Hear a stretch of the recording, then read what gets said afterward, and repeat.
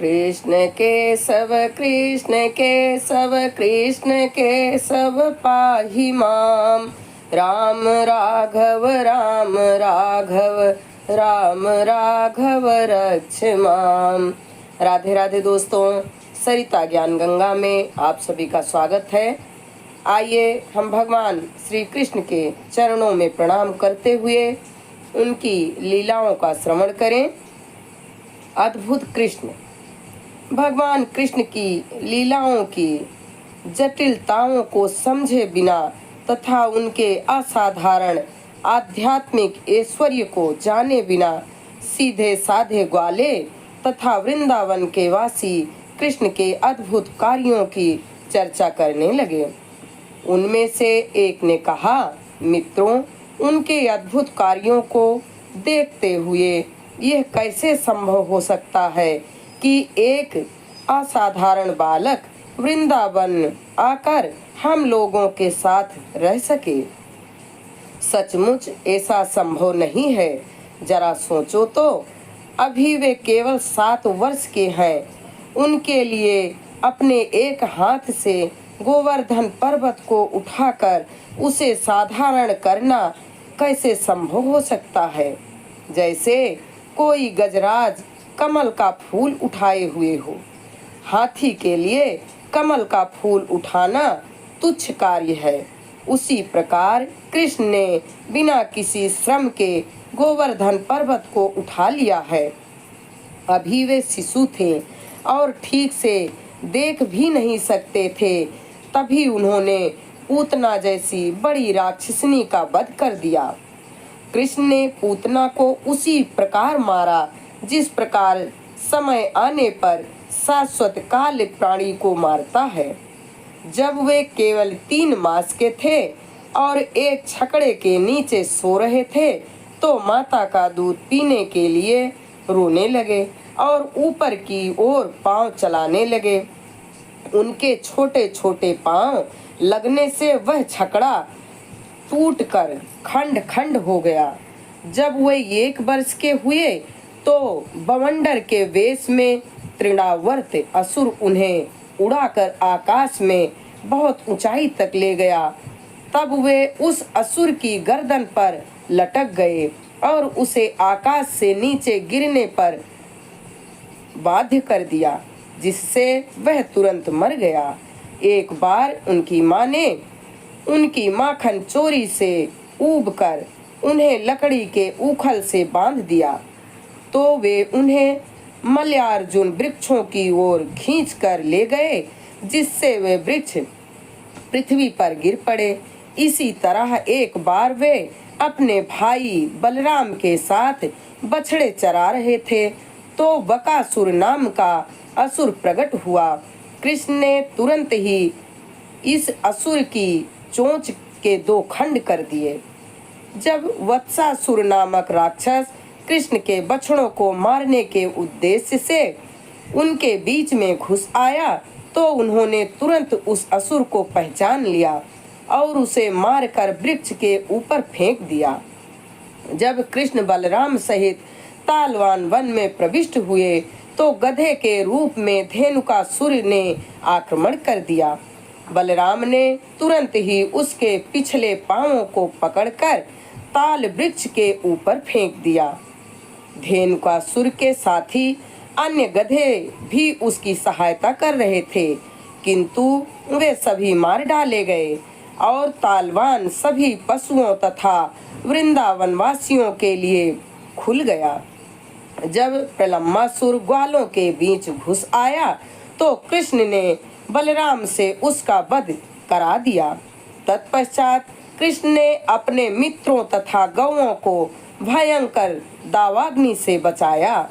यमुना दह में कालिया नाग को दंडित दिया तथा उसे यमुना नदी को छोड़कर जाने के लिए बाध्य कर दिया, जिससे यमुना का जल भी विष रहित हो गया। नंद महाराज के एक और मित्र ने कहा, हे नंद, हम यही नहीं जान पा रहे हैं कि आपके पुत्र कृष्ण के प्रति हमें इतने आकृष्ट क्यों होते हैं। हम उन्हें भुलाना चाहते हैं, किंतु भुला नहीं पाते। हम उनके प्रति प्राकृतिक रूप से इतने वात्सल्य क्यों हैं?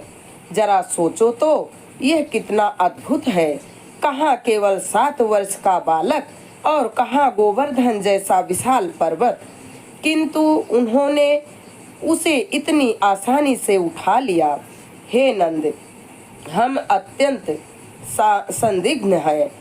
हो ना हो आपका पुत्र कृष्ण कोई देवता है। वह कोई सामान्य बालक नहीं हो सकता कि वह भगवान ही होंगे। वृंदावन में ग्वालों से कृष्ण की प्रशंसा सुनकर नंद बोले, दोस्तों, अपने उत्तर में मैं गर्ग मुनि के वचनों को बताना चाहता हूँ, जिससे तुम लोगों का संदेह दूर हो जाए।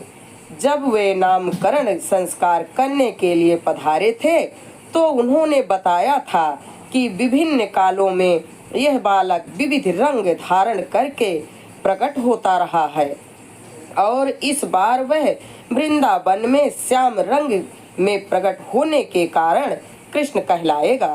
पूर्व जन्म में इसके रंग श्वेत, फिर लाल और पीले थे।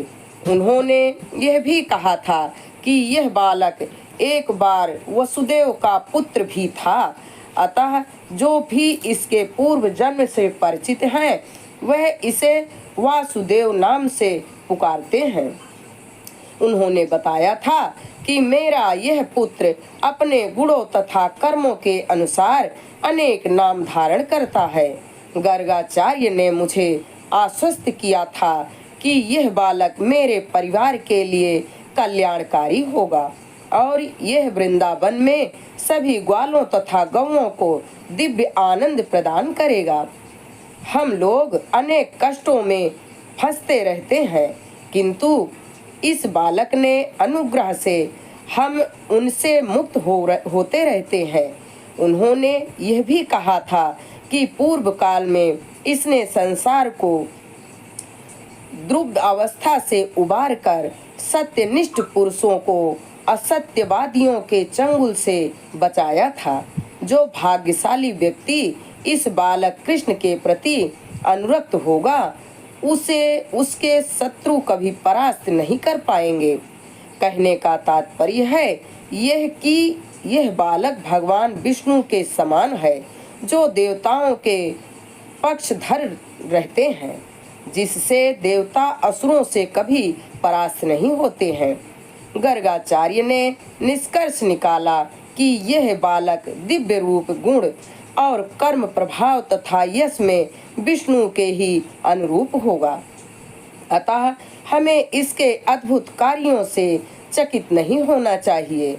यह कहकर गर्गाचार्य ने अपने घर चले गए और तब से हम इस बालक के अद्भुत कार्यों का अवलोकन करते आ रहे हैं।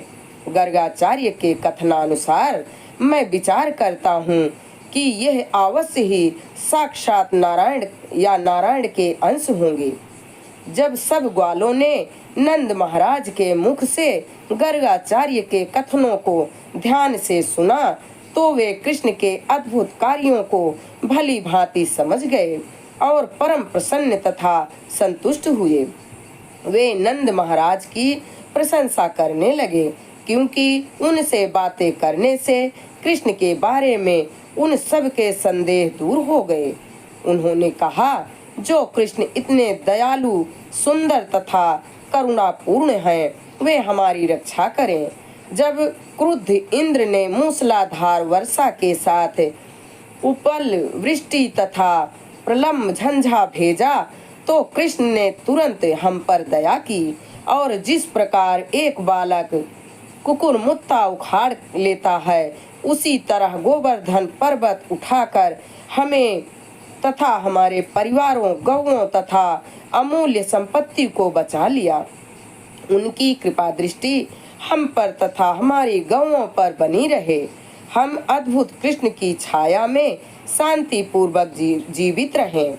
इस प्रकार लीला पुरुषोत्तम भगवान श्री कृष्ण के अंतर्गत अद्भुत कृष्ण नामक अध्याय का भक्ति वेदांत तात्पर्य संपूर्ण हुआ।